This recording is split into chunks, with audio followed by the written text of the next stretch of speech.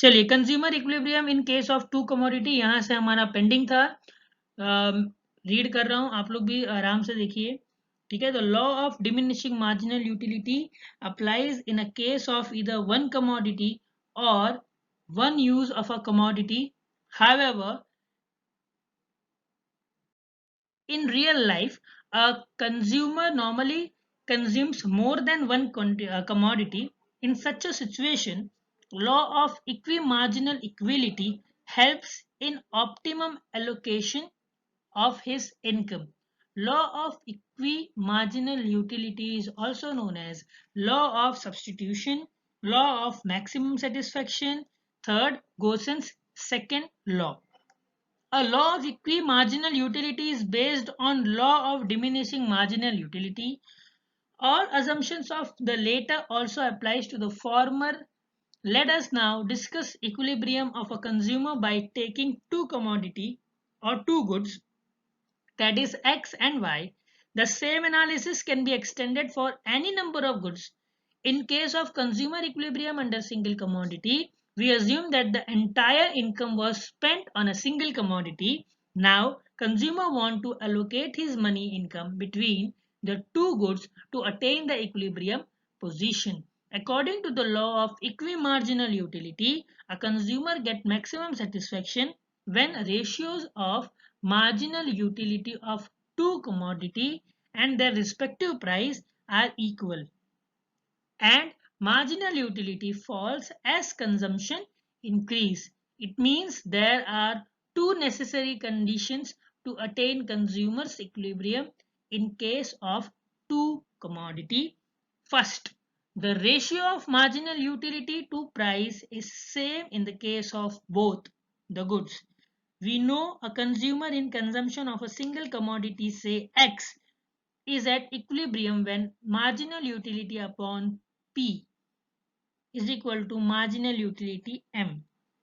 Similarly, consumer for another commodity, say Y, will at equilibrium at marginal utility Y upon PY. अगर ये दोनों ही equation को हम लोग मिलाएं तो हम लोगों को marginal utility of x is equal to marginal utility of y पता चलेगा।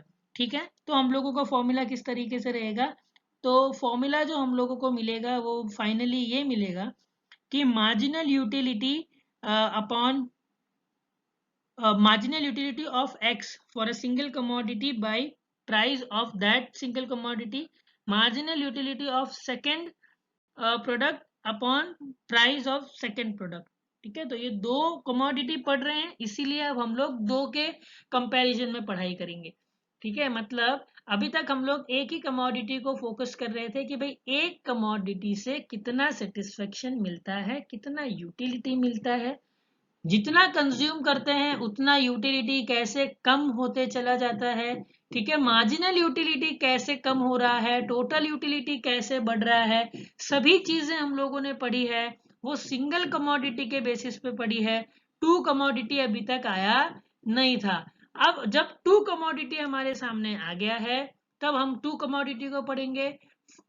जब सिंगल कमोडिटी को पढ़ा था तब हमारा फॉर्मूला था marginal utility of that product upon price of that product. ठीक है, लेकिन अब हम दो कमोडिटी को पढ़ रहे हैं तो मान लो भाई marginal utility of product A upon price A is equal to marginal utility of product B upon price और प्राइस ऑफ प्रोडक्ट बी। इस तरीके से हम लोगों का फॉर्मूला बनेगा। ठीक है, आगे रीड करते हैं। Second, when marginal utility falls as consumption increases, the second condition needed to attain consumer equilibrium is that marginal utility of a commodity must fall as more of it is consumed. If marginal utility does not fall as consumption increases, the consumer will end up buying only one goods, which is unrealistic, and consumer will never reach the equilibrium position. Finally, it can be concluded that a consumer in consumption of two commodity will be at equilibrium when he spends his limited income in such a way that the ratio of marginal utility of two commodity and their respective price are equal and marginal utility falls as consumption increases. ठीक है, देखिए यहाँ पर दूसरी situation हमको ये दी गई है कि भाई पहली सिचुएशन तो क्या थी, the ratio of marginal utility to price is same in both the case.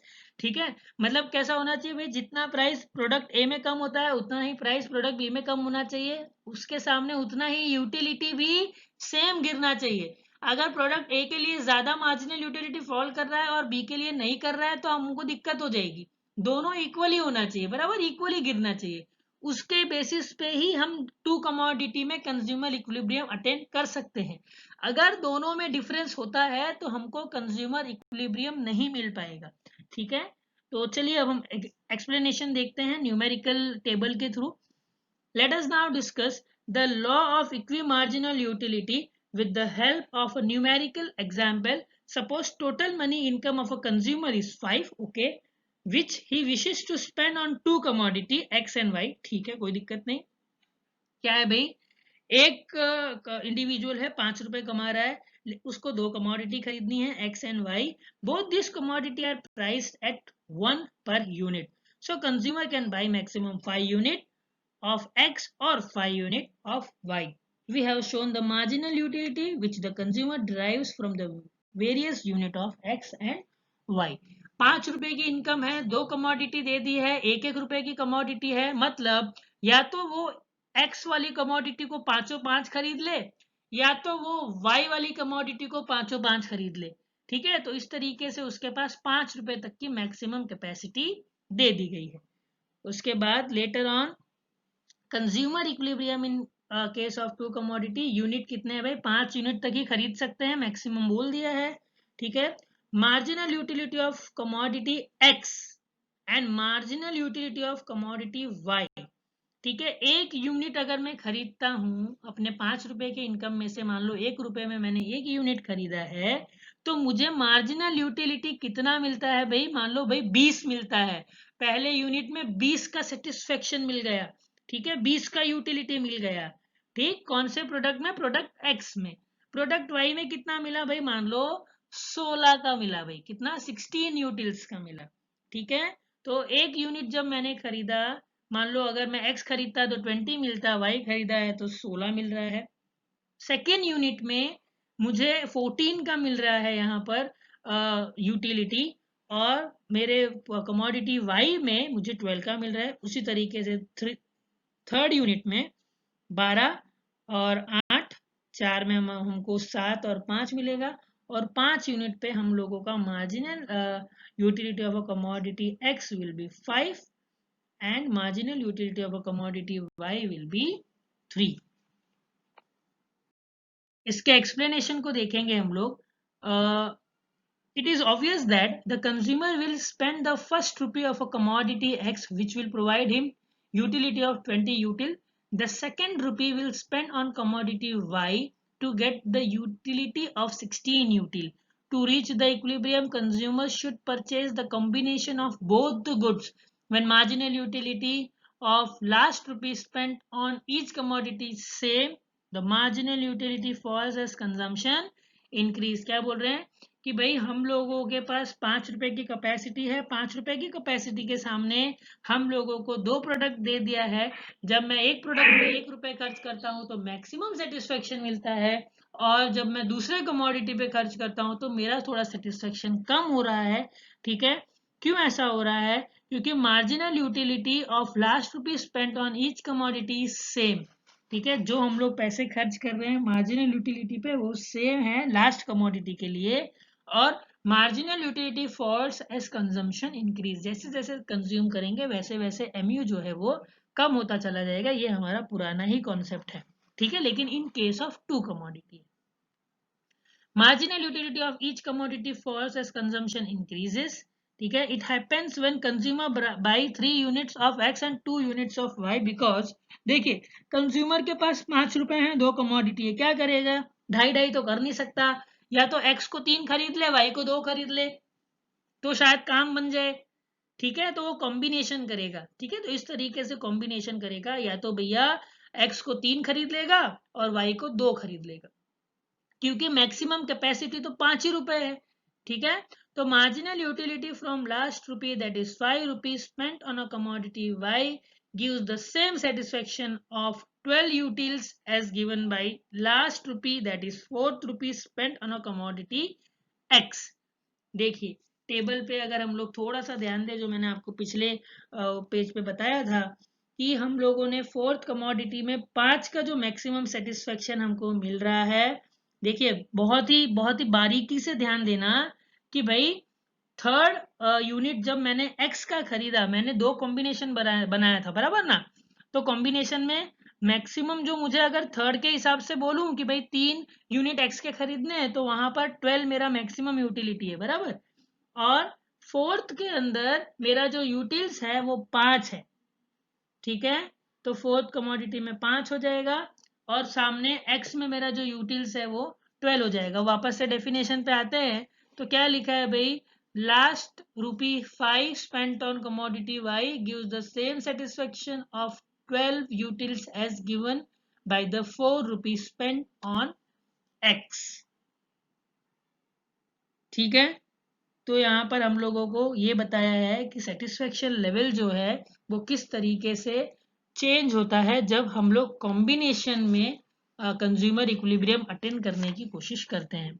ठीक है, the total satisfaction of 74 utils will obtain when consumer buy 3 units of x and 2 units of y. It reflects the state of consumer equilibrium. If consumer spent his income in any other order, total satisfaction will be less than 74 utils. Limitation of utility analysis. In the utility analysis, it is assumed that utility is cardinally measurable, that is, it can be expressed in exact unit. However, utility is a feeling of mind and there cannot be a standard measure of what happen people feels, what a person feels. So utility cannot be expressed in figure. There are other limitations too, but their discussion is beyond the scope. Two commodity के केस में आप लोगों को बहुत कुछ कम समझ में आया होगा, या फिर ऐसा बोल सकते हो कुछ ही समझ में नहीं आया होगा। ठीक है, क्यों ऐसा होता है, क्योंकि यूटिलिटी एनालिसिस जो है वो सिंगल कमोडिटी के लिए बेस्ट है, लेकिन बात जैसे ही टू कमोडिटी की आती है वैसे ही लिमिटेशन शुरू हो जाते हैं, क्योंकि कोई भी प्रोविजंस नहीं बनाए गए हैं टू कमोडिटी के लिए। आपको कॉम्बिनेशन ही करना पड़ेगा।